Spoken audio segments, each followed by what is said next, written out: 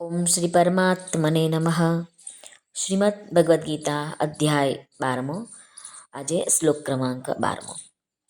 ભગવાન આગળ અર્જુને કહે છે કે તું મારામાં મન પરો, મારામાં બુદ્ધિને જોડ અને પછી તું મારામાં નિવાસ કરીશ, એમાં શંકા પણ નથી.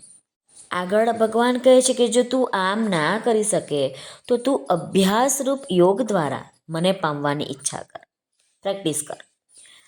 ભગવાન આગળ વધીને કહે છે કે તું આ પણ ના કરી શકે, અભ્યાસ પણ ના કરી શકે, તો તું મારા માટે કર્મ કરવાનું શરૂ કર દે અને મારા માટે કર્મ કરીને પણ તું મારી પ્રાપ્તિ રૂપી સિદ્ધિને પામી જઈશ.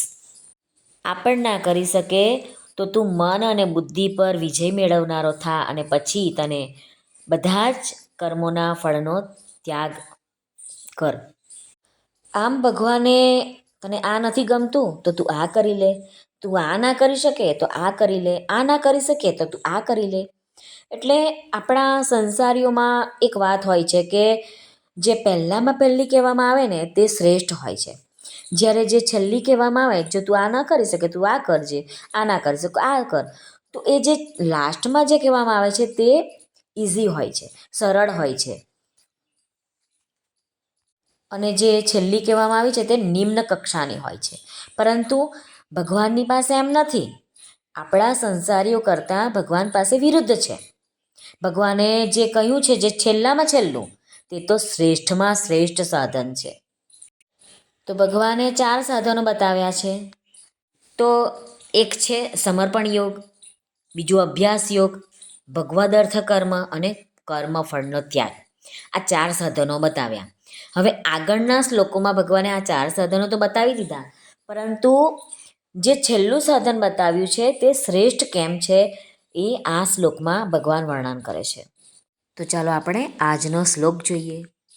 શ્રી ભગવાનુવાચ શ્રેયો હિ જ્ઞાનમભ્યાસાચ જ્ઞાનાધ્યાનં વિશિષ્યતે ધ્યાનાત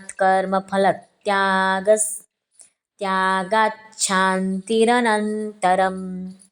શ્રેયો એટલે કે ચડિયાતું છે, જ્ઞાનાત એટલે શાસ્ત્ર જ્ઞાન કરતા, ધ્યાનમ એટલે ધ્યાન, કર્મફલ ત્યાગ એટલે સર્વ કર્મોના ફળની ત્યાગનો, ત્યાગાત એટલે ત્યાગથી, અનંતરમ એટલે તરત જ, શાંતિ એટલે પરમ શાંતિ મળે છે.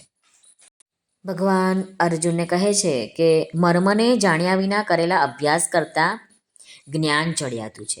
અહીં જ્ઞાનનો અર્થ શું સમજવો જોઈએ કે સાંભળવાથી અને શાસ્ત્રના વાંચનથી પરમેશ્વરના સ્વરૂપનું જે અનુમાન જ્ઞાન થાય છે એને જ અહીં જ્ઞાન નામે ભગવાને કહ્યું છે. તો કહે છે કે અભ્યાસ કરતાં જ્ઞાન ચડિયાતું છે. જ્ઞાન કરતાં ભગવાન કહે છે કે મુજ પરમેશ્વરના સ્વરૂપનું ધ્યાન ચડિયાતું છે, અને ધ્યાન કરતાં પણ સર્વ કર્મોના ફળનો ત્યાગ ચડિયાતો છે, કેમ કે ત્યાગથી તરત જ પરમ શાંતિ મળે છે. અહીં સર્વ કર્મોના ફળનો ત્યાગ એટલે શું? તો એમાં કેવળ ભગવદ અર્થે કર્મ કરનાર પુરુષના ભગવાનમાં પ્રેમ અને શ્રદ્ધા તેમજ ભગવાનનું ચિંતન પણ જળવાઈ રહે છે. માટે ધ્યાન કરતાં કર્મ ફળનો ત્યાગ ચડિયાતો છે. આપણા સંસારીમાં પણ એક નિયમ છે કે જ્યારે જ્યારે આપણે ત્યાગ કર્યો હશે ત્યારે આપણને શાંતિ મળી હશે. કોઈકના માટે આપણે રસોઈ બનાવી હશે તો આપણે ખાધું હોય એના કરતાં પણ કોકને ખવડાવવામાં આપણને આનંદ મળે છે. કોકને આપણે મદદ કરી હશે, કોકને કંઈક જરૂર છે અને આપણે એને મદદ કરી હશે તો એ આપણને તરત આપણા મનને શાંતિ આપે છે. કોકને પૈસાની જરૂર હશે ને આપણે આપ્યા હશે તો એ પણ આપણા મનને તરત જ શાંતિ આપે છે. આપણે કોઈકની સેવા માટે આપણો સમય બગાડ્યો હશે તો ત્યારે પણ આપણને બહુ જ શાંતિનો અનુભવ થાય છે અને હાશકારો થાય છે. તો એટલા માટે ત્યાગાત શાંતરંતરમ. પણ કેવો ત્યાગ કે આપણે એના માટે કર્મ તો કરી દીધું પણ સામે આપણે કોઈ જ આશા નથી, નિષ્કામ ભાવથી આપણે એ કર્મ કરીએ છીએ તો આપણને અવશ્ય પરમ શાંતિ પ્રાપ્ત થાય છે. આગળના શ્લોકમાં ભગવાને જે 4 સાધનો બતાવ્યા ને એમાં ભગવાનને કહેવાનું રહી ગયું કે જે છેલ્લું મેં સાધન બતાવ્યું છે ને તે તો બહુ શ્રેષ્ઠમાં શ્રેષ્ઠ છે. તો આની પુષ્ટિ કરવા માટે જ ભગવાને આ શ્લોક અર્જુનની સમક્ષ લીધો છે. અહીં 12મા શ્લોકમાં ભગવાને કર્મ ફળના ત્યાગને શ્રેષ્ઠ અને તત્કાળ પરમ શાંતિ આપવાવાળો બતાવ્યો છે કે જેથી આ ચોથા સાધનને કોઈ નીચલી કક્ષાનું ના સમજે. કારણ કે આ સાધનમાં આસક્તિ, મમતા અને ફળની ઈચ્છાના ત્યાગનું જ પ્રાધાન્ય છે. જે તત્વની પ્રાપ્તિ, સમર્પણ યોગ, અભ્યાસ યોગ તેમજ ભગવાનના અર્થે કર્મ કરવાથી પણ થાય છે. બરાબર એ જ તત્વની પ્રાપ્તિ કર્મ ફળના ત્યાગથી થાય છે. ભગવાન કહે છે કે જ્ઞાનાદ ધ્યાનમ વિશિષ્યતે, ધ્યાન કરતાં પણ કર્મફળનો ત્યાગ શ્રેષ્ઠ છે અને ધ્યાન કરતાં પણ જ્ઞાન શ્રેષ્ઠ છે. તો એવી રીતે ભગવાને કહ્યું છે કે છેલ્લામાં છેલ્લું જે મેં કહ્યું છે તે સૌથી શ્રેષ્ઠમાં શ્રેષ્ઠ છે, તમે એને અપનાવો. અને છેલ્લા ભગવાને કહ્યું છે કે જો શાંતિ એટલે કે પરમ શાંતિ જેને હશે ને એને જ ભગવાનની પ્રાપ્તિ થઈ શકશે. શ્રીમદ ભગવદ્ ગીતા ફળની આસક્તિના ત્યાગ પર જેટલો ભાર મૂકે છે એટલો બીજા કોઈ સાધન પર નથી મૂકતું. ભગવાનના મત અનુસાર ત્યાગ એ જ છે જેમાં નિષ્કામ ભાવે પોતાના કર્તવ્યનું પાલન કરવામાં આવ્યું હોય અને એમાં ફળની કોઈ આસક્તિ ના રાખવામાં આવી હોય.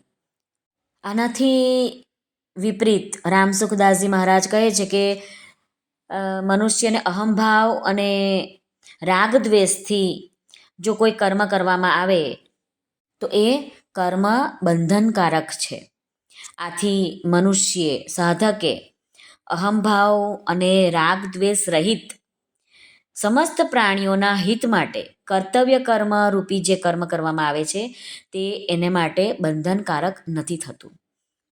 કોઈ પણ સાધન હોય જ્યારે સાંસારિક ભોગ દુઃખદાયી લાગવા લાગે ત્યારે ભોગોનો હૃદયથી ત્યાગ થશે ત્યારે લક્ષ્ય આપણું હોય ભગવાન, તો ભગવાનની તરફ આપોઆપ પ્રગતિ થશે અને ભગવાનની કૃપાથી જ એમની પ્રાપ્તિ પણ થઈ જશે.